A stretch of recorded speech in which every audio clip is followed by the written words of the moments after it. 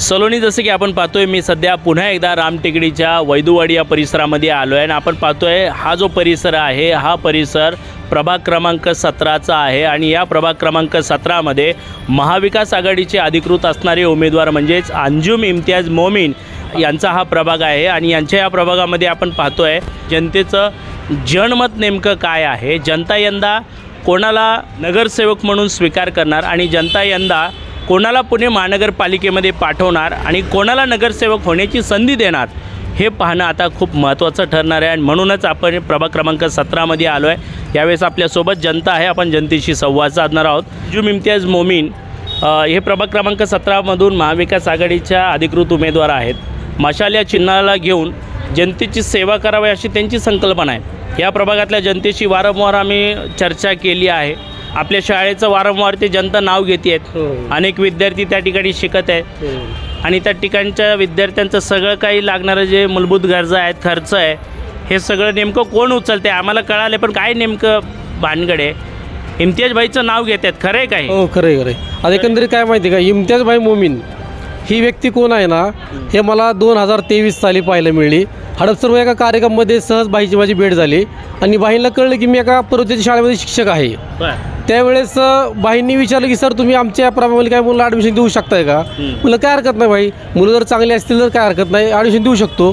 तर एकदा बाईंनी मला ऑफिसला बोललं, प्रत्यक्ष मुलाला समोर उभं केलं, तर मुलांची परिस्थिती पाहून मी म्हणलं की भाई ही मुलं फारच शाळेच्या बाहेरचे वाटतात, हे मुलं काय ॲडमिशन मिळणं शक्य नाही आहे। पण बाईने विनंती केली मला, सर कृपया करून म्हणले ही मुलं जर नाही शाळेच्या प्रवाहात आली तर ही मुलं गुन्हेगारी पार्श्वभूमीची बनतील, त्यामुळे सर काही बी करा, पण विनंती करतो तुम्हाला की ह्या मुलांना तुम्ही ॲडमिशन मिळवून द्या। तर मी प्रयत्न केला, आमच्या सेक्रेटरीला भेटलो, सरला सांगितलं की असेच मुलं आहेत, तर सेक्रेटरी सांगितलं काय हरकत नाही, मुलांची व्यवस्था करू आपण। तर बाईंनी खूप पाठपुरावा केला आणि याचबरोबर बाईंनी या मुलांचं पालकत्व स्वीकारलं।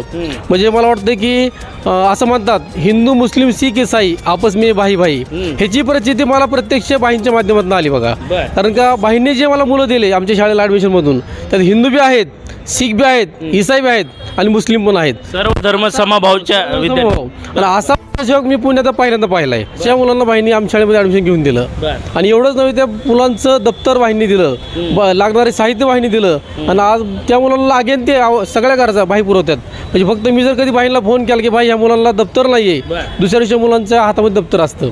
म्हणजे एवढी समाजसेवकांना जनसेवक मला वाटतं की आज पुणे महापालिकेत जाणे गरजेचे आज। तर असा व्यक्ती जर समाजकारणात राजकारणात गेला तर निश्चितपणे त्यांचा नाही लोकांचा उद्धार होणार आहे, या प्रभागामध्ये 17चा उद्धार होणार आहे असं मला सांगू इच्छितो। म्हणजे बाईसारखे माणसं फार कमी पाहायला मिळतात।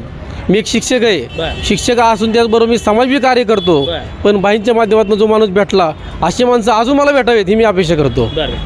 निश्चित सर, तुम्ही शाळेबद्दलची सविस्तर माहिती दिलेली आहे, मात्र मला विचारायचं आहे की प्रत्येक वेळेस शाळेमध्ये लागणाऱ्या विद्यार्थ्यांच्या गरजेसाठी भाई कायम पुढे येत असतात। इम्तियाज भाई मोमीन पुढे येत असतात कायम। आता 150 मुलं आमच्या शाळेमध्ये आहेत की ज्या मुलाला कोणाला आई आहे ते वडील नाही, कोणाला वडील आहे तर आई नाही, काही जणांना आई बी नाही वडील पण नाही, असे मुलं आमच्या शाळेमध्ये शिक्षण घेतात आणि फक्त त्याचं श्रेय मी सगळं बाईंना देतो। इम्तियाज भाई मोमीनला मी श्रेय काय देतो की ही जर मुलं आज शाळेमध्ये आली नसती तर निश्चितपणे आज हडपसरच्या चौकीमध्ये ही मुलं तुम्हाला पाहायला मिळली असती। अशी यांच्या मुलांची अवस्था आहे, ती मुलं शिक्षण प्रवाहात आहेत, हे सगळं श्रेय मी इम्तियाज भाईंना देतो। पण शाळेला असं काही अनुदान वगैरे येत नाही का, जेणेकरून फक्त इम्तियाज भाई मोमीनच त्या शाळेला विद्यार्थ्यांचं पालन पोषण करतायत? आता झालं काय माहिती का, शासन आमची शाळा ही पूर्ण 100% अनुदानित आहे। शासनाकडनं फक्त 8वीच्या मुलांना पुस्तकं मिळतात, पहिली ते 8वीच्या मुलांना, बाकी इतर सुविधा शासनाकडनं काहीच मिळत नाही। त्यामुळे 9वीच्या मुलांना भाई दप्तर देतात, त्यांना पुस्तक देतात, 10वीच्या मुलांना भाई दप्तर देतात, पुस्तक देतात आणि 8वीपर्यंतच्या मुलांना वह्या आणि सॅक भाई पुरवतात, फक्त पुस्तक शासनाचे मिळतात। पण या व्यतिरिक्त जो काय खर्च आहे ट्रॅव्हलिंगचा ती आमची संस्था करते, पण बाकी खर्च मात्र बाईंनी दत्तक घेतले मुलांचा आज सोपं नाही। 150 मुलांना दत्तक घेणे आणि शिक्षण प्रवाहात आणणे नॉट अ जोक असं मला वाटतं। एकूण किती विद्यार्थी आहेत, 1ली ते 10वी पर्यंत एकूण विद्यार्थी किती आहेत काय? आता गेल्या वर्षी तो आकडा होता 138चा, ह्या वर्षी 148 मुलं आहेत आमच्याकडे आणि अजून बाईंनी मला ह्या वर्षी सर पुढच्या वर्षी आपली अजून मुलं वाढवायचे आपल्याला। मला भाई काय हरकत नाही, तुम्ही जे मुलं आम्हाला द्या ते मुलं चांगले आहेत, त्यांना गरज आहे, अशा मुलांना आम्हाला आनंद वाटतं शिकवायला आणि तुम्ही माध्यम आहात हे आमच्यासाठी खूप आनंदाची गोष्ट आहे। नक्कीच कायम म्हटलं जातं की शिक्षण हे वाघिणीचं दूध आहे, शिक्षण घेणं खूप महत्त्वाचं आहे। बाबासाहेबांनी दिलेलं मूलभूत अधिकार आणि कानमंत्र म्हणजे शिका, संघटित व्हा आणि संघर्ष करा. आणि त्यापैकी शिक्षण अत्यंत महत्त्वाची आज काळाची गरज आहे. काळाची गरज आहे. बरोबर. आणि अनेक विद्यार्थ्यांना आपल्या शाळेमध्ये ॲडमिशनच्या माध्यमातून इम्तियाजभाई मोमीन दत्तक घेऊन करण्याचा प्रयत्न करत आहेत. काय वाटतंय मग ते या प्रभागामध्ये नगरसेवकासाठी थांबले, त्यांच्या पत्नी अंजुम इम्तियाज मोमीन नगरसेविकासाठी, जनतेची सेवा करण्यासाठी, प्रभागातल्या सेवा करण्यासाठी थांबले आहेत. त्यांच्याबद्दल काय वाटते, उमेदवार योग्य आहेत का ते? नाही, उमेदवार तर योग्यच आहेत बरं का. आता प्रत्यक्ष भाभींचं मी काय अनुभव घेतलं भाभींचं काम वगैरे, पण इम्तियाज भाईंचं काम मी जे पाहतोय ना ते खरंच एक वाकण्याजोगं काम आहे. आणि जे बाबासाहेब सांगितले ना, शिक्षण वागण्याचं दूध आहे. पण आज काय, शिका, संघटित व्हा, संघर्ष करा. पण या प्रभागमधील जे आहेत 17मधील जे लोक आहेत त्यांच्या वाट्याला फक्त संघर्ष आला आहे. शिक्षणापासून ते खूप वंचित राहिले आणि त्यांना शिक्षणाच्या प्रवाहात आणण्याचं काम भाईंनी केलं. आणि भाईंसारखा मला वाटतं मसीहा आज आपल्याला पाहायला मिळणार नाही. भाईन सोडलं तर इतर दुसरा कोणी. तर प्रत्येक विचार काय करतो की मला ह्यांच्याकडनं काय मिळणार आहे. मसीहाची उपमा देताय तुम्ही? हा, मसीहा उपमा देतो. कारण का या मुलांना राहायला घर नाही, काही मुलांना आई आहे, वडील नाही, माहीत नाही पालकांना ही मुलं जातात कुठे शाळेमध्ये. अशा मुलांना बाईंनी रेल्वेपासून उचलले, ते पेट्रोलकडनं फिरणारे रेल्वेकडे नाही, त्याला शाळेच्या प्रवाहात आणलं. हे महान व्यक्ती तेच करू शकतो, कुणाचं बी काम नाही हे. असं शिक्षक म्हणून मला वाटतं. मग काय वाटतं, आता निवडणुकीचा शेवटच्या टप्प्यामध्ये आलेले आहेत, निवडणुकीला अवघे 2 दिवस बाकी आहेत. मग मतदान रूपी जनता त्यांना आशीर्वाद देईल का? या प्रभागातली जनता त्यांचा स्वीकार करेल का? या प्रभागातली जनता येत्या 16 तारखेला विजयाचा गुलाल त्यांच्यावरती उधळवणार का? या प्रभागातली जनता त्यांना पुणे महानगरपालिकेमध्ये पाठवणार का? तुम्हाला काय वाटते त्यावर? 100% आज फक्त बाईंचं काम आजचं नाही आहे. निवडणूक डोळ्यासमोर ठेवून बाईंनी कुठलं काम केलेलं नाही. जनसेवक, समाजसेवक ते नगरसेवकचा त्यांचा प्रवास आहे. हा प्रवास निश्चितपणे यशस्वी होईल. मला त्यांचं काम बघून वाटतं की 100% अंजुम भाभी निवडून येणार. एवढंच नव्हे तर पूर्ण पॅनल निवडून येणार, असं मी सगळ्यांच्या वतीने ग्वाही देतो. काय चिन्ह काय त्यांचं माहिती आहे? चिन्ह मशाल चिन्ह आहे. मशाल आहे? हो, मशाल चिन्ह आहे. आणि मशाल जर पाहिले आपण तर मशाल असे खून आहे की जर सगळा अंधकार दूर करते आणि समाजाला प्रकाशात आणण्याचं काम मशाल करते. निश्चितच मशाल असं साधन आहे जे अंधकाराला लांबवत आहे आणि प्रकाशाला निर्मिती करते. बरोबर ना? बरोबर. मग घड्याळाबद्दल काय विचार करता? नाही, आता घड्याळ फक्त आपण वेळ बघण्यापुरतं घड्याळ बघतो ना आपण. वेळ बदली विषय संपला घड्याळांचा. पण मशाल कायमस्वरूपी प्रकाश येतं. अंधार एक बघा म्हणतात असं ना, अंधार पार झाला दिवा पाहिजे. म्हणजे बाबासाहेबांनी जे सांगितलं आंबेडकरांनी की अंधारातल्या लोकांना दिव्यात आणायचं काम मशाल करते. हा, म्हणजे आज काळाची गरज आहे मशाली जनतेला, असं मला वाटतं. पण घड्याळ प्रत्येक टायमाचं काम करते, त्याचं काय नाही. आता घड्याळाचा विचार केला आपण तर हात प्रत्येक खिशामध्ये मोबाईल आहे. मग घड्याळाची उपमा मोबाईलची कशी देऊ शकतो आपण? घड्याळ हे फक्त कामापुरतं आहे. आज मोबाईल आता आले, घड्याळ पहिल्यापासून. हा, नाही, घड्याळ पहिल्यापासून आहे, पण प्रत्यक्ष घड्याळ हे नाममात्र चिन्ह झालं. हे ॲक्च्युली तुम्हाला अग्नी जीवन जगतो. अग्नी म्हणजे गॅसचं माध्यम.